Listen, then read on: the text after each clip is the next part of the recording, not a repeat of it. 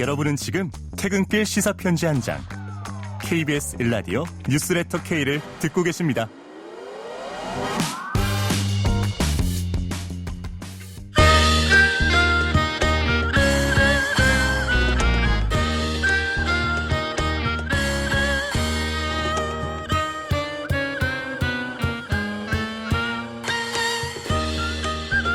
네, 평소하고 시그널 좀 다르죠. 설 특집으로 준비한 뉴스레터 K 2부에서는 방탄소년단처럼 유엔에서 노래를 불러보고 싶다는 포부를 밝힌 분들을 만나보려 합니다.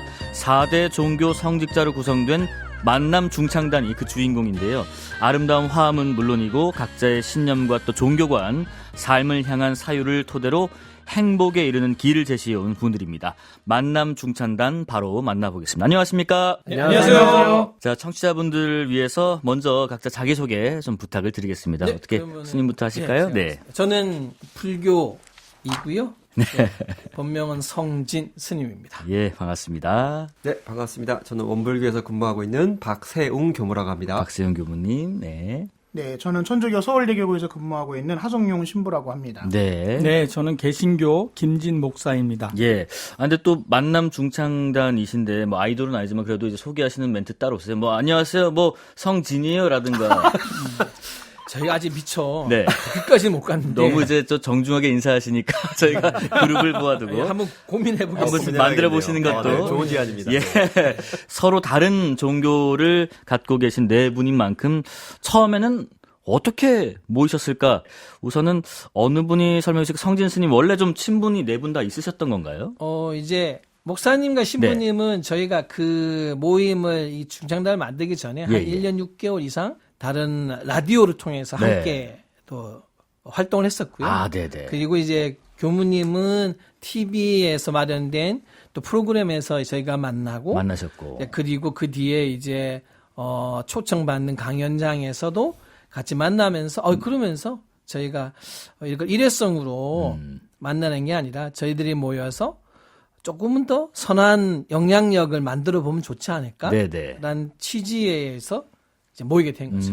목사님 혹시 그 중창단을 처음 만들어보자 뭐 이렇게 제안하신 분은 혹시 누구실지요? 뭐 사람들이 제가 제안하실 거라고 상상을 네, 하는데 그래서 여쭤봤어요. 아, 그게 아니고요. 네. 사실은 우리 성진 스님이 먼저 제안을 해 주셨어요. 아, 그러세요? 근데 제안하시기 전에 사실은 몇 개월 전부터 자신에게 좋은 아이디어가 있다. 아. 이건 꼭 같이 했으면 좋겠다고 몇 번 저희들에게 얘기를 했었어요. 네네.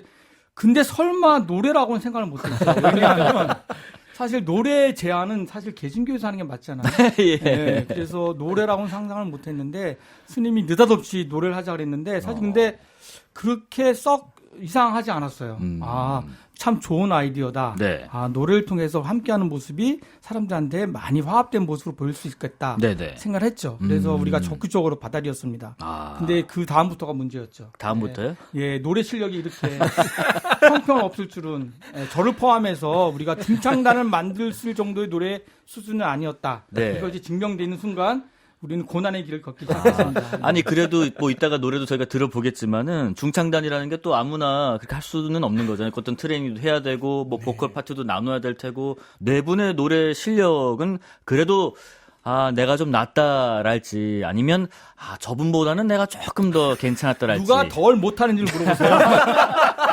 요거는 한번 우리 그 신부님 말씀 한번 들어볼까요? 네, 여기서 노래 제일 예. 잘하시는 분은 목사님이고요. 목사님. 네, 그 다음에 스님이고, 아. 네, 그 다음에 교무님이고, 제가 제일 미칩니다. 되게 겸손하시네요. 겸손의 말씀. 제가 미칩니다. 그래요? 예, 예. 네, 뭐 이따가 들어보면 제 실력 나오시겠죠. 뭐 혹시 뭐 노래방 가서 한번 우리가 어떤 정도인지 한번 실력을 한번 서로 검증해 보자라고 하신 적도 있으세요? 실제로 저희가 이제 이제 그 프로그램에서 네. 이제 그 동전 노래방을 아예 이제 스튜디오로 가지고 와서 예. 저희들이 다 불렀습니다. 네. 우리 지휘자님, 반주자님 포함해서 네. 다 불렀는데 여기서 1등은 원불교 교무님이었어요. 제가 1등 했습니다. 기계는 정직하더라고요. 지금 보니까 진정한 실력자는 역시 말씀이 없으세요. 제일 말씀 안 하신 분들 흐뭇하게 아까부터 웃고 계시더라고요. 많이들 저 실력들을 좀 견주고 계신 것 같은데 혹시 이 네 분 중에 리더가 있으세요? 우리 스님이신가요? 아니요, 특별히 리더라고 없고. 저희가 지칭하지 않고요. 네. 네 사람 모두가 거의 전원 합의체로. 전원 합의체로. 그래서 네. 리더가 따로 필요 없는 것 같아요. 그래서요? 네. 그러면은 전원 합의체이시다 보니까 서로 의견들을 많이 존중하실 텐데 곡은 어떻게 선정하시는지 궁금해요. 예를 들면 뭐 신도분들께서 이런 노래 한번 불러봐 주세요라고 추천을 받으시는지 아니면 뭐 기준이 있다 할지 아니면 약간 뭐 서로 종교색에 들어간 노래를 바꿔서 가령 이제 뭐 내게 강한 같은 평화를 이제 스님 버전으로 한번 불러보자랄지 곡 선정은 어떻게 하시나요? 사실 저는 네. 그런 그 서로의 종교에 좋은 그 또는 대중적인 네. 그런 그 종교 노래를 서로 바꿔 부르고 함께 부르는 것도 처음에 기대는 좀 했었어요. 근데 아직은 약간 무리가 있다 생각이 들어서 지금은 어떻게 하고 있냐면 주로 이제 대중들에게 직접 감동을 줄 수 있는 가사, 네. 또 노래, 또 많이 알려진 노래들을 주의자님과 반주자님이 선정을 해가지고요. 저희 수준에 맞게 편곡을 합니다. 그래서 저희가 주로 노래를 불렀고요. 저희가 노래를 좀 하다 보니까 사람들이 요구하는 노래들이 생기긴 했어요. 사실은 그래요? 이런 노래 불러달라, 저런 노래 불러달라. 근데 우리 수준을 너무 높게 보고 계셔서 그건 조금 다른 이제 버전에 들어가면 할 준비를 할 생각이고요. 네. 지금은 이제 저희가 이제 부른 곡들을 주로 계속해서 반복해서 부르고 있습니다. 네. 예. 지금 뭐 같은 종교는 아니더라도 종교인으로서 경험하는 공통된 어떤 고민을 함께 또 나누실 수 있다는 점에서 네 분의 인연이 참 소중해 보이기도 합니다. 그래서 잠깐 뭐 이럴 때 참 좋더라, 좀 간지러울 수 있겠지만 고맙더라, 중창단을 향한 사랑 고백의 시간을 잠깐 가져볼까 하는데 우리 하성영 신부님부터 이렇게 한번 말씀을 들어볼까요? 네, 혼자였으면은 절대 하지 못했을 경험을 세 분 덕분에 하고 있는 게 저는 세 분에게 진짜로 감사드립니다. 예. 우리 교무님. 네, 저는 사실 그 이제 원불교 안에 예. 있다 보니까 늘 이렇게 같은 사람만을 만나고 같은 어떤 가치관을 공유하는 사람들끼리만 만나서 네. 제 안에 상당히 굳어져 있는 것들이 있었었는데 이게 밖에 나와서 이 세 분을 만나면서 제 생각이라든지 제 고정관념이 상당히 많이 깨졌었어요. 네네. 그런 부분들을 상당히 감사하게 여기고 사실 제가 누군가에게 눈빛을 마주 보면서 노래 부르는 적이 사실 없거든요. 사실 제가 이제 그 아내하고도 노래방 가서 서로 눈을 마주 보면서 노래를 부른 적은 없거든요. 그렇죠. 보통은 이제 가사를 보고 있지. 그렇죠. 예. 그런데 노래 부르면서 우리 스님, 목사님, 신부님 요즘 최근 부쩍 들어 우리 신부님하고 눈 마주치는 게 많거든요. 공연장에서 제가 막 너무 감동이 올라와요. 그래서 이런 거 할 때 야 이렇게 서로 노래를 통해서 예. 서로 이렇게 마음을 교감하고 함께 할 수 있는 이런 어떤 장을 마련해 주신 세 분께 다시 한번 진심으로 감사드립니다. 네, 네네. 스님 말씀 드려보겠습니다. 뭐 참 비슷하다 생각이 드는데 저는 이제 그 노래 부를 때죠. 예. 노래를 부를 때 이제 옆에 다 같이 이제 있으시니까 네네. 막상 부를 때 이제 서로의 이제 얼굴을 보면서 부르면 살았다. 덕분에 진짜 그냥 이 노래를 이렇게 갈 수 있겠구나. 그냥 사실 그래서 저는 일부러 노래를 부를 때 많이 봅니다. 많이 봐야 예. 그날 노래를 내가 그래서 좀 소화를 좀 잘한 것 같다. 라는 힘을 받기 때문에 네. 그럴 때 가장 큰 힘을 받는 것 같아요. 예, 우리 목사님 말씀도 들어볼게요. 네, 노래를 통해서 서로가 공감하는 것도 제일 큰 행복이고요. 네. 또 하나는 그 노래 외적인 것으로 사실은 저희가 성직자로서 거의 비슷한 고민들을 많이 하고 있잖아요. 네. 그런데 그 얘기의 고민 주제들을 서로 드러내놓고 얘기하지 않아도 사실은 이 모임에 오면 노래를 통해서 서로의 눈빛만 봐도 삶이 갖고 있는 여러 가지 힘든과 어려움들이 다 이렇게 해소되는 느낌을 받아요. 예. 일종의 저희가 노래를 부르면서 만나면서 우리 스스로가 굉장히 치유를 많이 받고 있는 것이 저는 이 모임의 가장 중요한 특징이 아닌가 생각을 합니다. 참 이렇게 따뜻하고 사랑스러운 말씀만 나누면 좋겠습니다만은 뭐 그럴 때가 있다고 들었습니다. 회식하실 때 이 참 화합이 유일하게 깨지는 순간이다라고 들었는데 제가 뭐 사회생활 하면서 가장 회식 자리에 좀 부장 같아 보이시는 우리 성진 스님께 여쭤볼게요. 이 회식하실 때 화합이 유일하게 깨지는 이유가 대체 뭘까요? 뭐 메뉴 때문일까요? 예, 뭐 제가 있으면 네. 뭐 메뉴를 뭐 거의 제가 정하는 쪽으로 흘러가다 보니까 손해를 많이 보시죠. 그래서 가끔은 제가 다른 일정을 조금씩 잡아서 저 빼고의 모임의 시간을 가끔씩 만들어 들어야 약간 숨통이 트지 않으실까.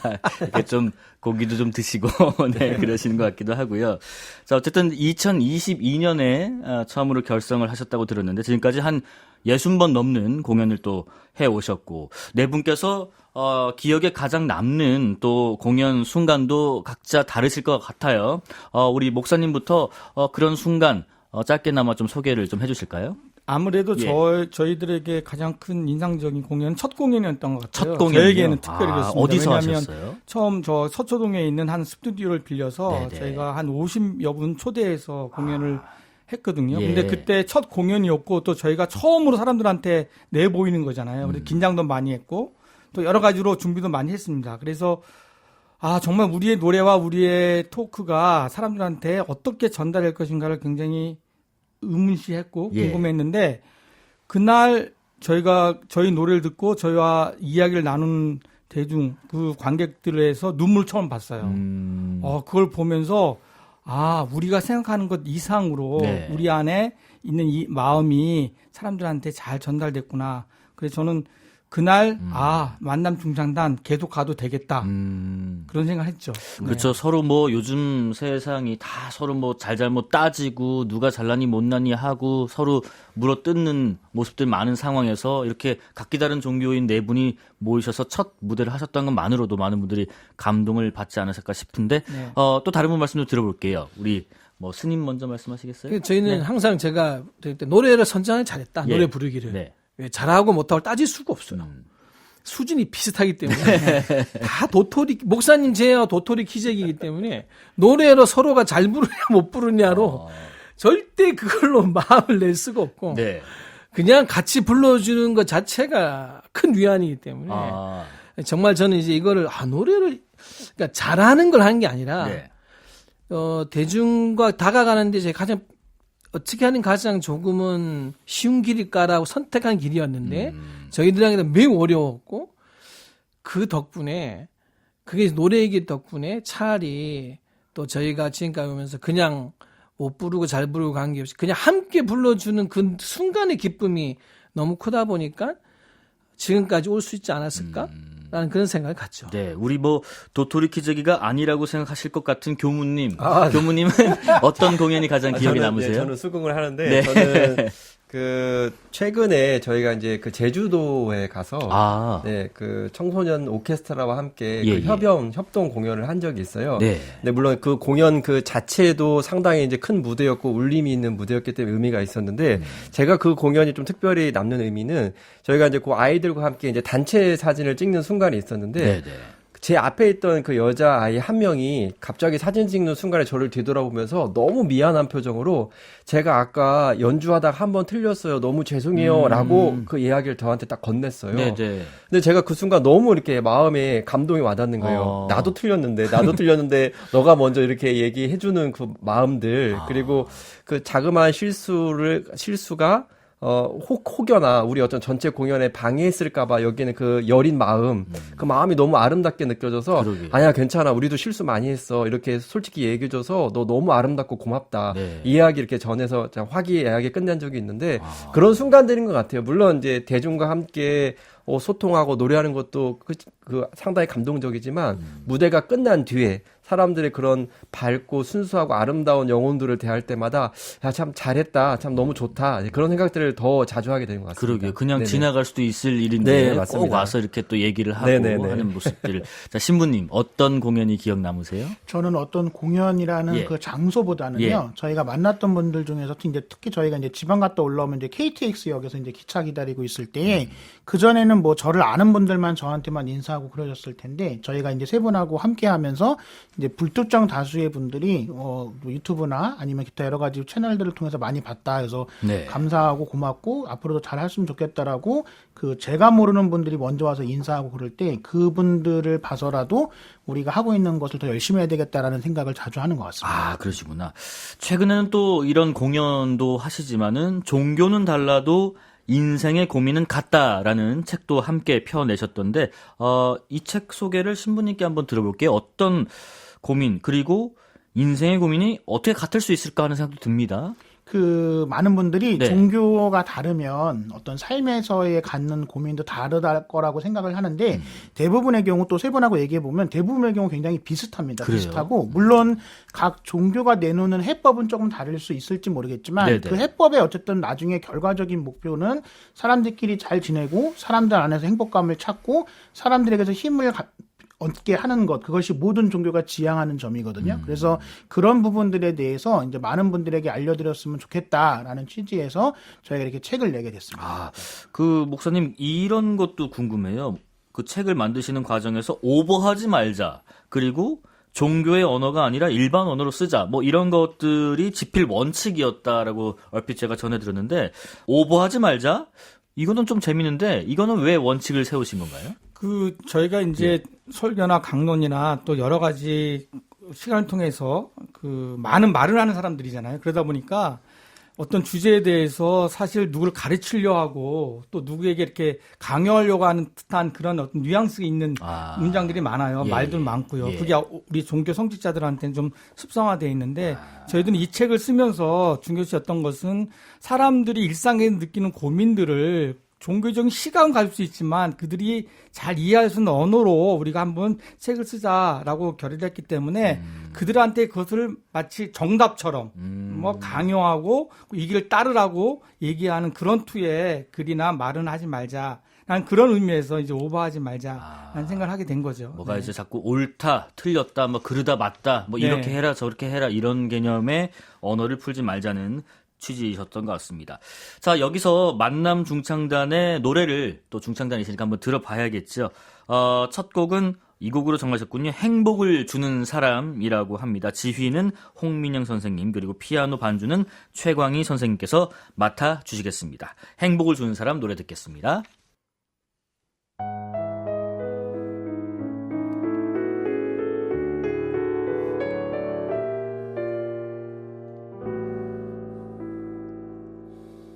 내가 가는 길이 험하고 멀지라도 그대 함께 간다면 좋겠네. 우리 가는 길에 아침 햇살 비치면 행복하다고 말해주겠네. 이리저리 둘러봐도 제일 좋은 것 그대와 함께 있는 것 그대 내게 행복을 주는 사람 내가 가는 길이 험하고 멀지라도 그대 내게 행복을 주는 사람 그대 내게 행복을 주는 사람 내가 가는 길이 험하고 멀지라도 그대 내게 행복을 주는 사람 그대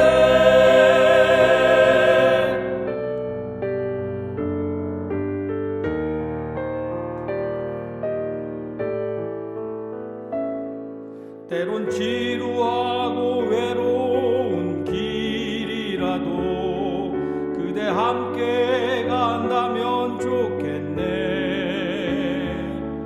때론 즐거움에 웃음 짓는 나날이어서 행복하다고 말해주겠네. 이리저리 둘러봐도 제일 좋은 것 그대와 함께 있는 것 그대 내게 행복을 주는 사람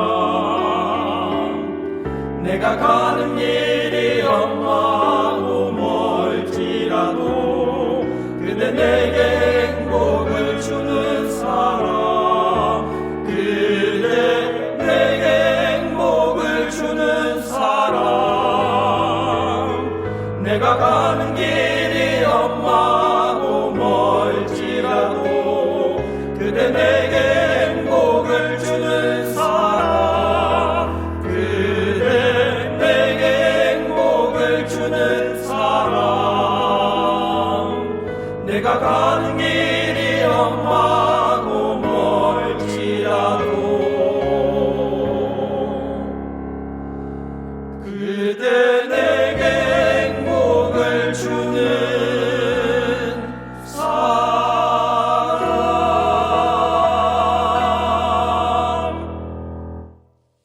네, 노래 잘 들었습니다. 근데 노래를 제가 듣다 보니까 굉장히 이 무대 자체가, 스튜 자체가 굉장히 이런 표현 괜찮고 홀리해지고 뭔가 되게 경건해지고 영험해지고 막 이런 막 영혼이 맑아지고 이런 느낌이 있는데 또 하나 재밌었던 게요.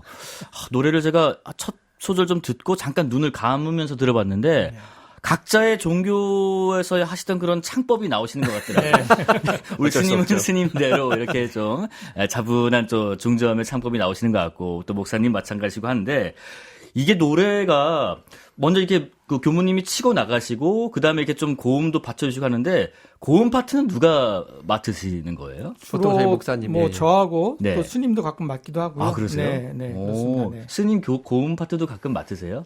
가끔.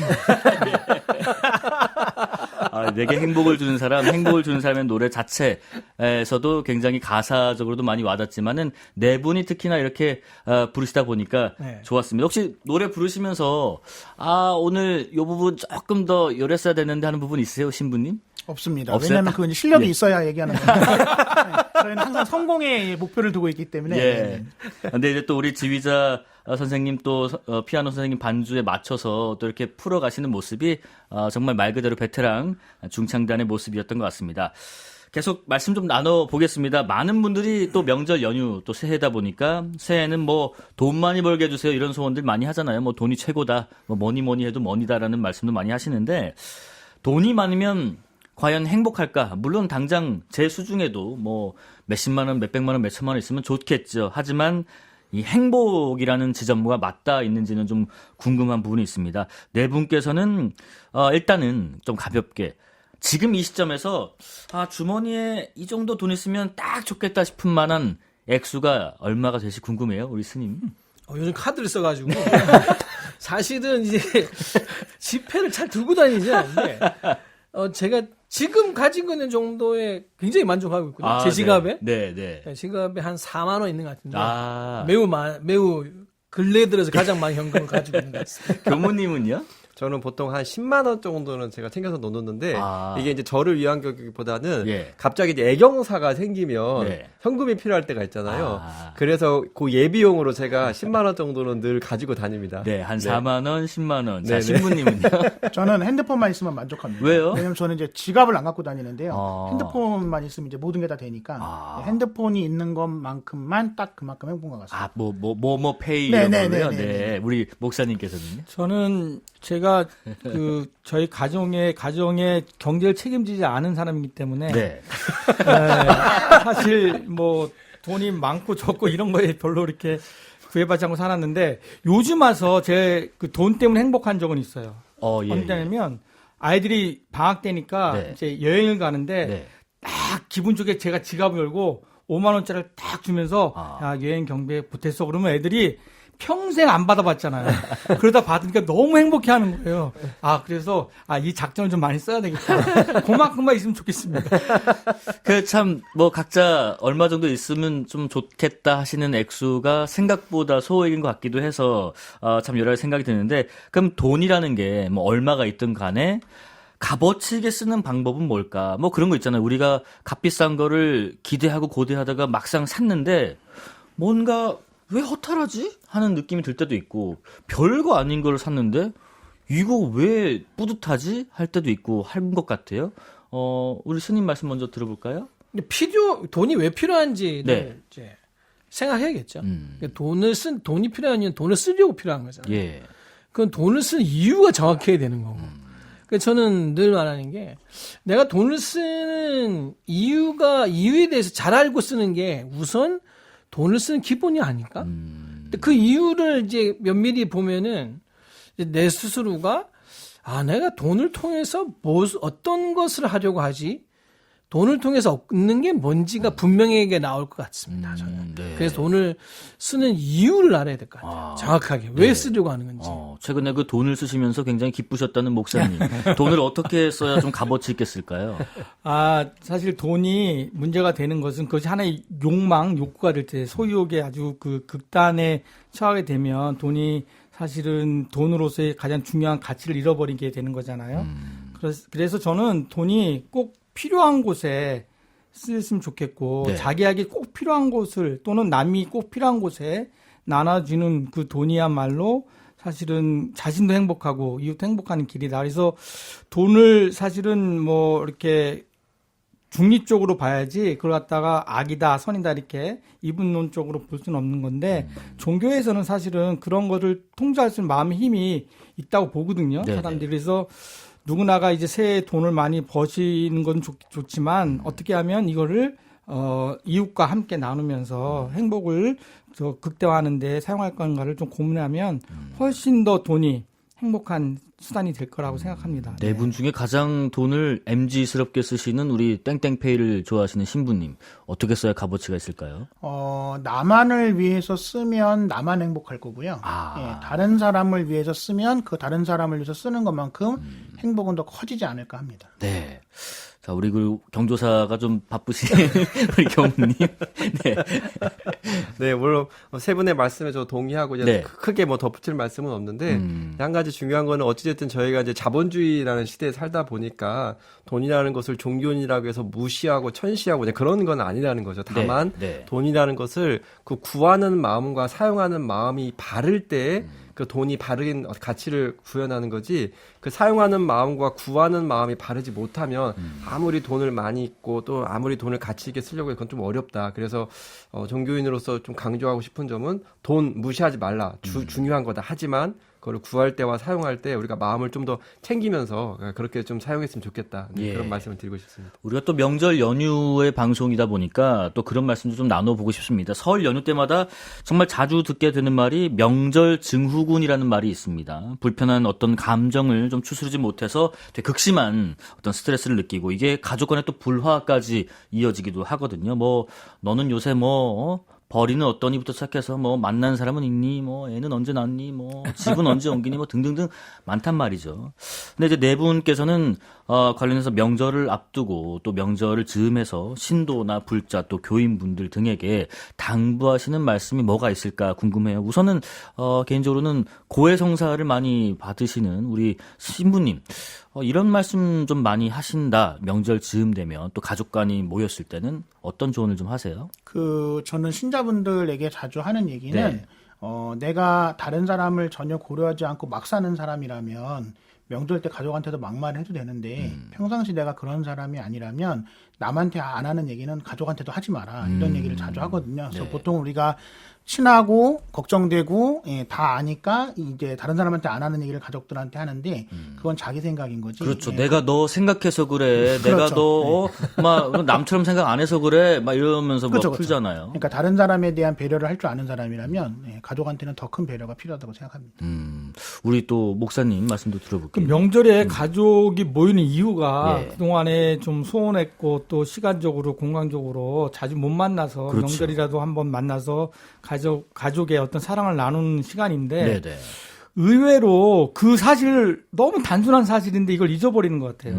그래서 누구는 노동에 치이고 누구는 잔소리에 치이고 세대 간에 다 어려움을 겪는 게 명절처럼 느껴지는데 사실 그래서 이 명절은 특별히 새해 구정은 나무 축복해주는 말을 많이 해주는 그런 시간이 됐으면 좋겠고 네. 또 지난 묵은 감정들을 이렇게 버리고 해소하고 또 그거를 이제 다시는 끄집어내지 않는 그런 어떤 다짐의 시간도 되면서 가족 간에 또 친족 간에 그런 사랑을 나누는 그런 말과 느낌과 그런 놀이와 어떤 그런 만남이 되어지면 좋겠다라는 것이 바람입니다. 그렇게 지향했으면 좋겠어요. 네. 네. 스님도 그런 명절 증후군 뭐 고민 많으신 분들 얘기 많이 들으시죠? 무슨 말씀해 주세요? 저는 이제 명절 내려가시기 전에 네.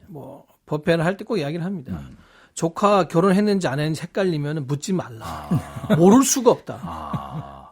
취직을 했느냐, 대학이 어떻게 이번 입시에 됐느냐, 기억이 헷갈린다. 그거는 묻지 말라. 왜 굳이 그 자리에 6개월에 한 번 만난 자리에서 이제 그런 걸 확인하는 걸로 하지 마라. 긴가민가하면 하지 마라. 본인들이 다 잘 됐으면 먼저 말을 합니다. 내가 기억이 없다는 것은 또 아닐 수도 있으니까. 그렇죠. 괜히 그런 걸로 예. 자꾸 확인하지 말고. 그리고 1년 동안 못했던 말을 가서 푼다는 생각 갖지 말고. 이거는 왜냐하면 명절에 만나서 오해가 쌓이면 풀기가 너무 어렵습니다. 그렇죠. 6개월 뒤 다시 만나야 돼요. 네네. 그래서 저는 이제 명절은 진짜 정말 웬만하면 그냥 이 좋은 이야기 하고 네. 좋은 이야기를 미리 갈 때 좀 이렇게 레파토리를 준비해서 갔으면 좋겠어요. 아, 근데 그래도 막 여기까지 올라왔어요. 이 말을 꼭 해야지 내가 화병 안 걸 것 같은데. 헤어지기 직전에 하고 빨리 나오셔야지.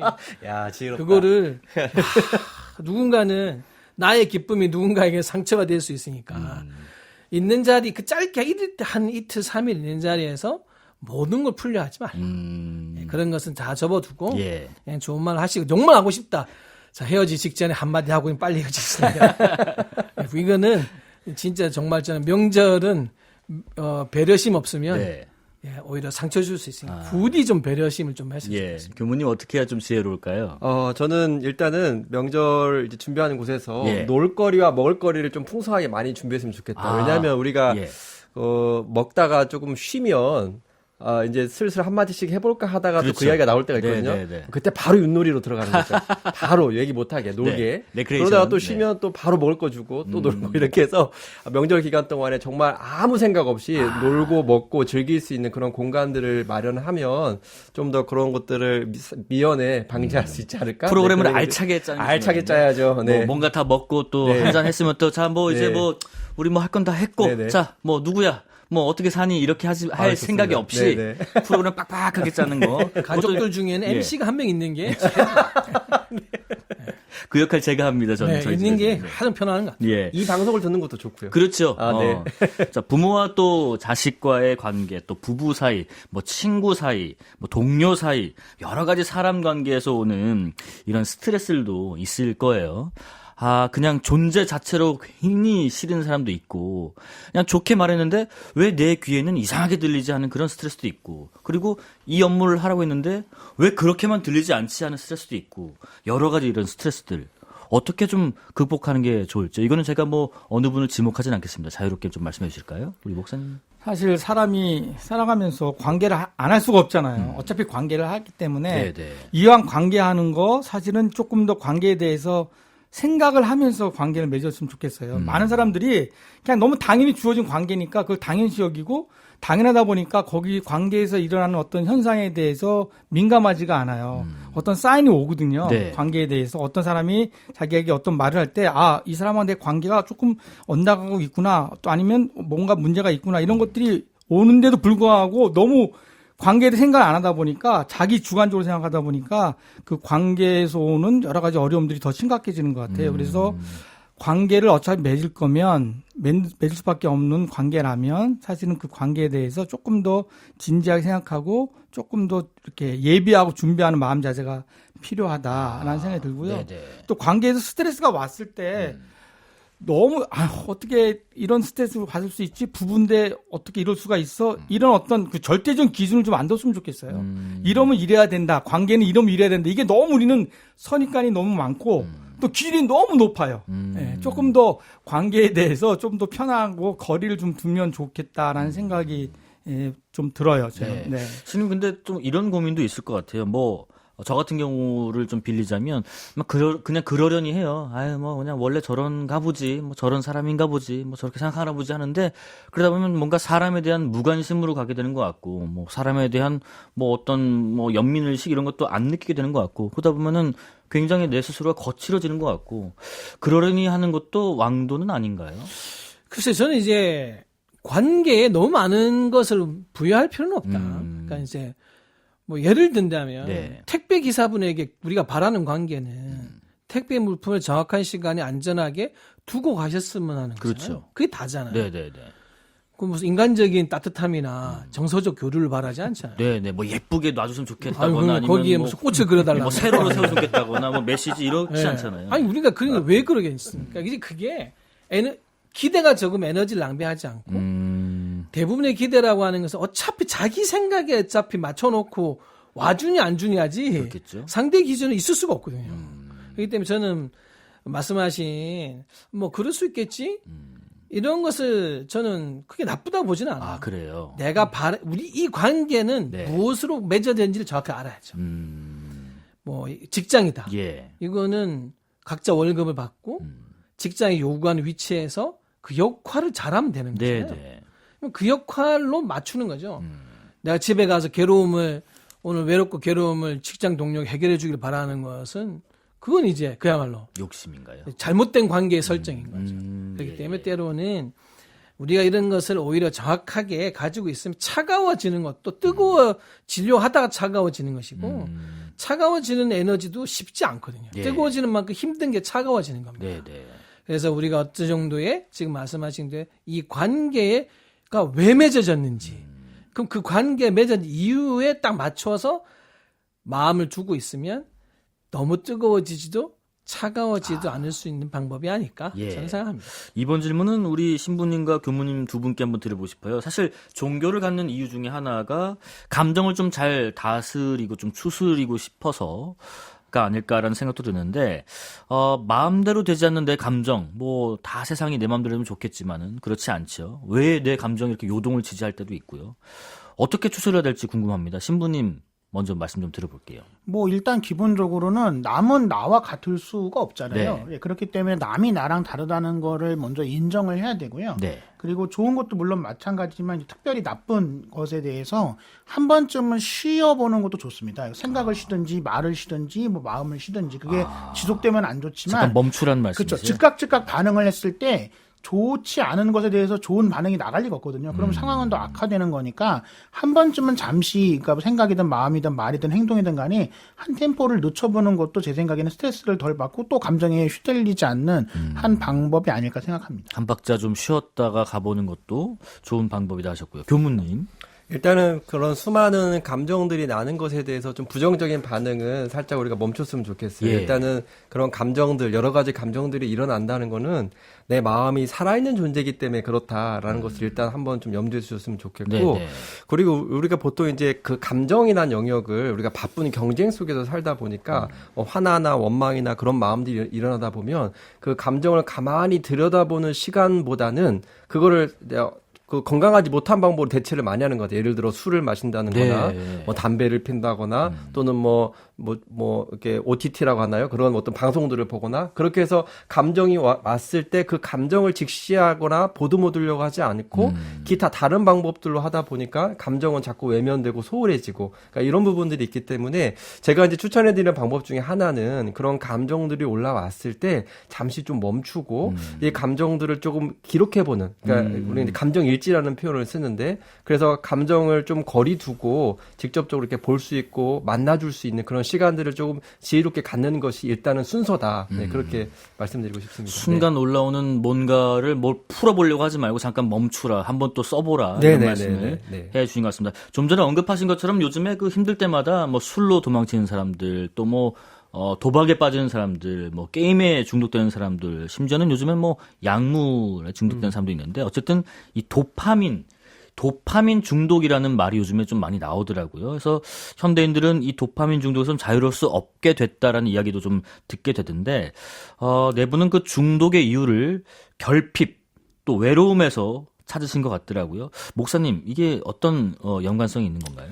그렇죠. 어떤 사람이 중독이 되기까지는 사실 그 전 단계가 사실 많이 있는 거거든요. 어떤 거를 좋아함으로써 자기의 어떤 욕구나 결핍을 채우고 싶어 하는 거기 때문에 그런데 이제 이게 과하게 되면 이제 중독이 되는 건데 이 중독의 가장 큰 문제는 거기에 매여진다는 거죠. 스스로 하나의 주체적 인간으로서 자기의 생각과 자기 판단, 자기 행동을 결정할 수 없는 지경까지 이르게 된 것이 바로 중독이기 때문에 사실은 중독되는 순간 인간으로서의 삶의 어떤 가치나 또 삶의 의미가 완전히 스스로 포기하게 되는 그런 어떤 결과를 초래하기 때문에 사실은 어떤 중독이든지 중독은 굉장히 정말 위험한 그런 요소가 되는 것이고요.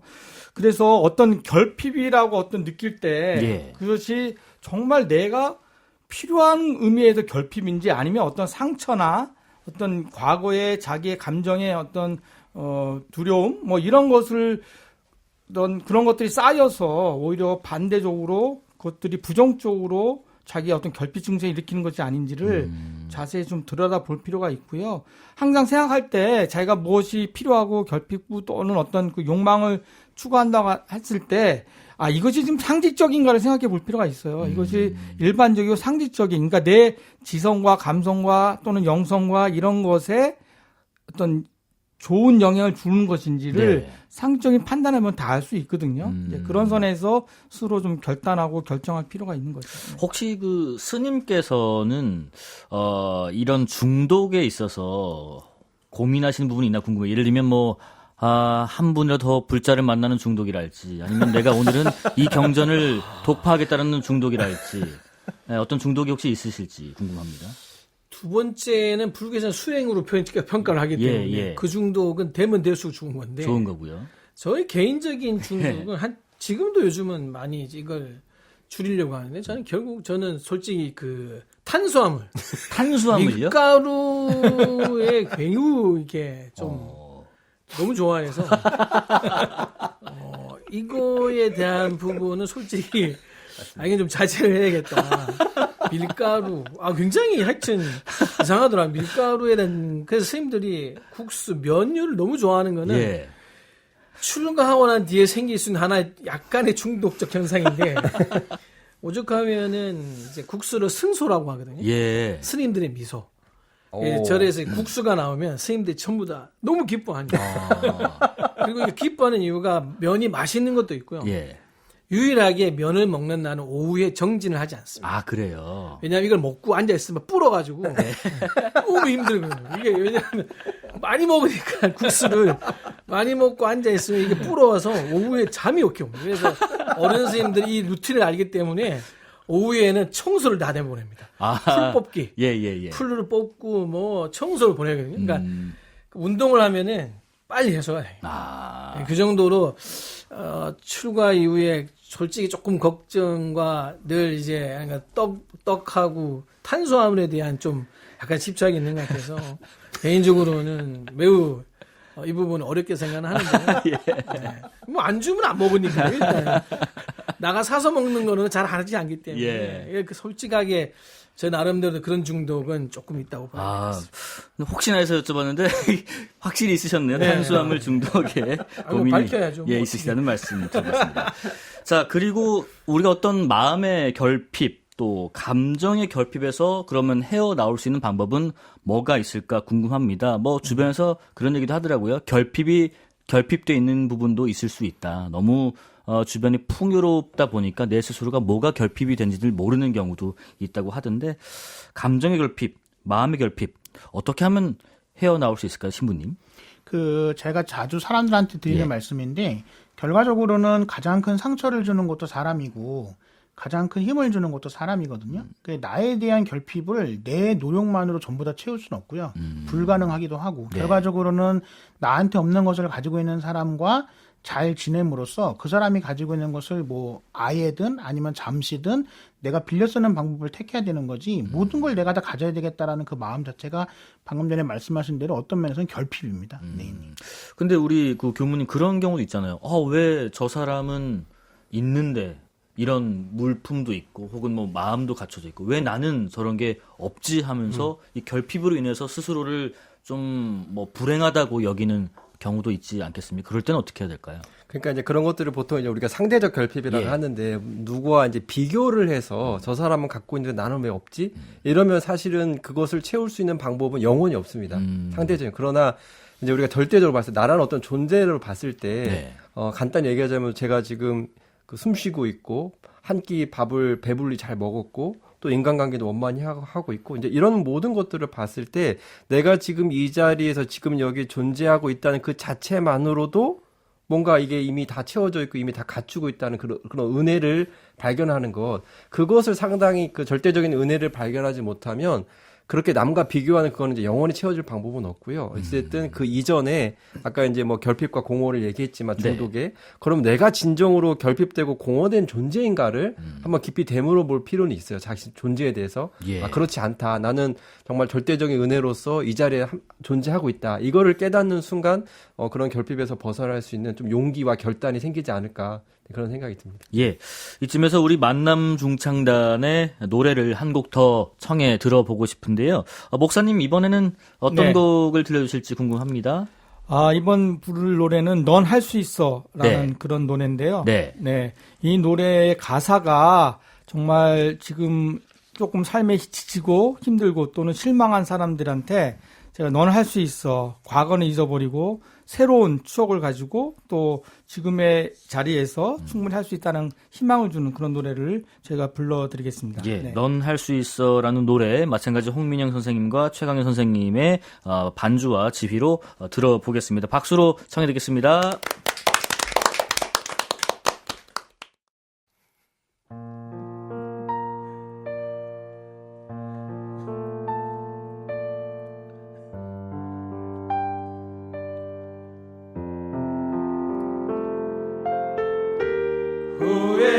후회하고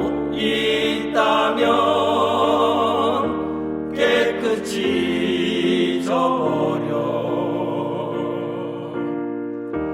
가위로 오려낸 것처럼 다 지난 일이야 후회하지 않는다면 소중하게 간직해 언젠가 웃으며 말할 수 있을 때까지 너를 둘러싼 그 모든 이유가 견딜 수 없이 너무 힘들다 해도 너라면 할 수 있을 거야 할 수가 있어 그게 바로 너야 흘러지 않는 보석 같은 마음이 있으니 어려워마 두려워마 아무것도 아니야 천천히 눈을 감고 다시 생각해 보는 거야 세상이 너를 무릎 꿇게 하여도 당당히 네 꿈을 펼쳐 보여줘 너라면 할 수 있을 거야 할 수가 있어 그게 바로 너야 굴하지 않는 보석 같은 마음이 있으니 굴하지 않는 보석 같은 마음이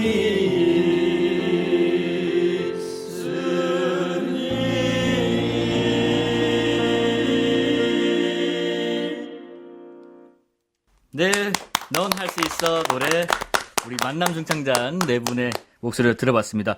마지막에 그 가사 마음 있으니 할 때 잠깐 쉬고 다시 들어가는 그 부분에 서로 이렇게 눈을 바라보시면서 호흡하시고 맞춰가시는 그 음들 굉장히 좀 의미 있게 들렸던 것 같습니다. 역시 그 조금씩 그 두 번 노래를 들어보니까 더 많이 호흡이 맞아 가시는 것 같습니다.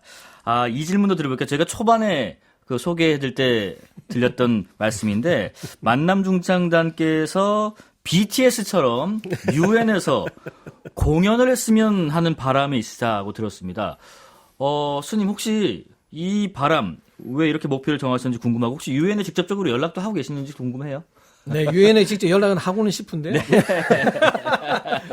아니, 사실 이제 저희가 네. 뭐 이게 발칙한 꿈이다 이렇게 표현을 하면서 네. BTS 다음으로 유엔의 무대에 섰으면 좋겠다라고 하는 이유는 네. 예, 유엔이라는 곳이 전 세계의 국가들이 모여 있는 곳이고 또 평화를 어차피 지향하는 곳이잖아요. 네, 네. 근데 이제 종교의 평화라는 게 지금 저희가 이렇게 같이 오늘 KBS 라디오에 와서 이런 방송을 하는 것은 적어도 우리나라에서까지만 해도 되게 좀 이게 자연스러워요. 예, 예. 근데 이제 우리나라 벗어나서는 이게 그렇게 자연스러운 문화가 아니거든요. 굉장히 이것이 어렵게 생각하고 과연 될 것인가라는 생각도 굉장히 많이 가거든요. 네, 네. 그래서 저희가 한국이 가지고 있는 종교의 이런 화합적인 면을 좀 더 나가서 좀 보여주고 싶다. 할 수 있다. 이제 그런 메시지를 자꾸 보여주고 들려주는 것이 또 세상의 종교가 평화를 기여하는 그 대명제를 조금은 함께 전 세계가 실천하자는 목소리를 내고 싶어서 예. 저희가 이제 BTS 다음으로 유엔에 꼭 서보고 싶다 이런 원대한 꿈을 가졌는데요. 그래도 이게 꿈을 가지면 이렇게 지금 여쭤보시는 말씀을 해주시잖아요. 예. 그러면 또 이렇게 뭔가 기운이 현실적으로 하나씩 또 진행되고 있는 것 같아요. 그렇죠. 네, 그래서 예. 정말 올해는 유엔 입구에서라도 버스킹이라도 할 수 있지 않을까? 지금 단계는 유엔 그 정문 거리에서 예. 버스킹까지는 갔다고 생각이 듭니다. 버스킹 하고 있으면 뭐 안에서 저분들 들어오시라 그래라. 그럼요. 네. 여기서 한번 하시라 그래라 이럴 기회도 생기지 않을까 싶습니다. 지금 우리 김진 목사님, 또 하성용 신부님, 박세영 교무님, 성진 스님과 함께 말씀 나누고 있는데요. 거창하지는 않을 수도 있겠지만은 새해에는 이것 하나는 좀 이루어지면 좋겠다 하는 네 분의 바람 내지는 소망도 한번 들어보고 싶습니다. 우리 목사님부터 한번 들어볼게요. 저는 개인적으로나 또 사회적으로나 네.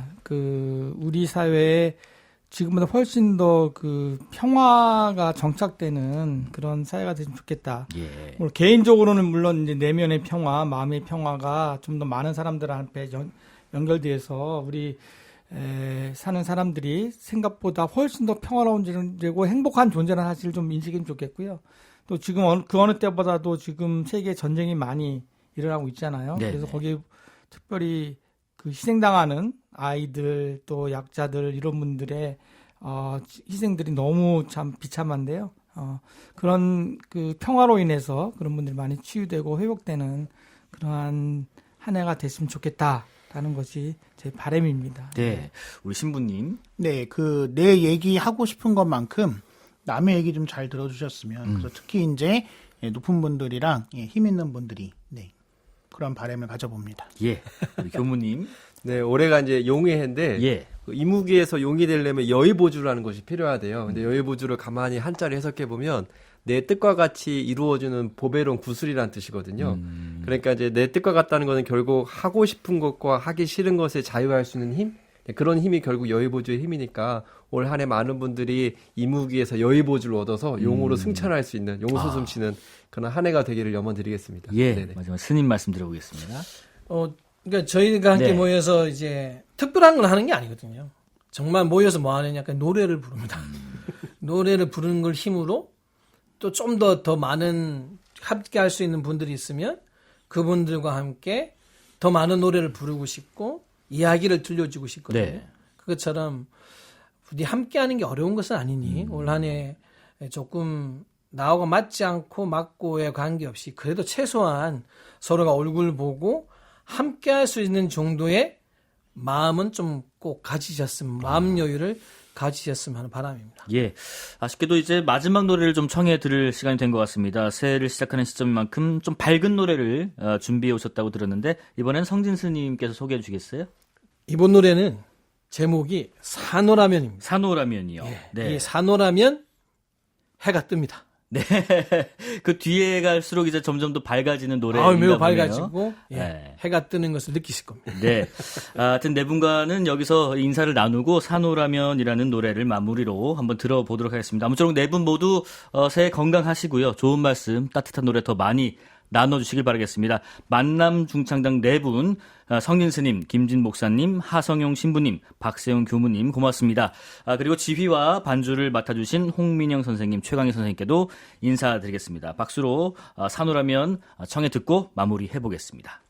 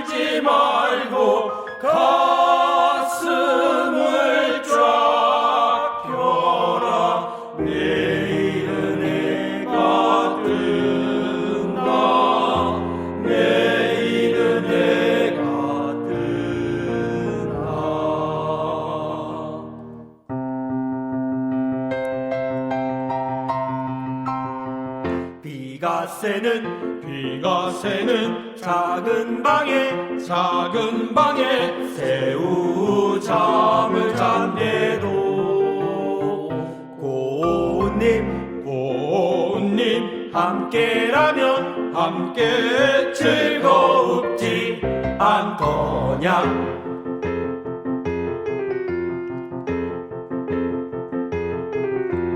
오손도 손 속삭이는 밤이 있느라 째째하게 굴지 말고 가슴을 쫙 펴라. 내일은 해가 뜬다. 내일은 해가 뜬다. 내일은 해가 뜬다. 내일은 해가 뜬다.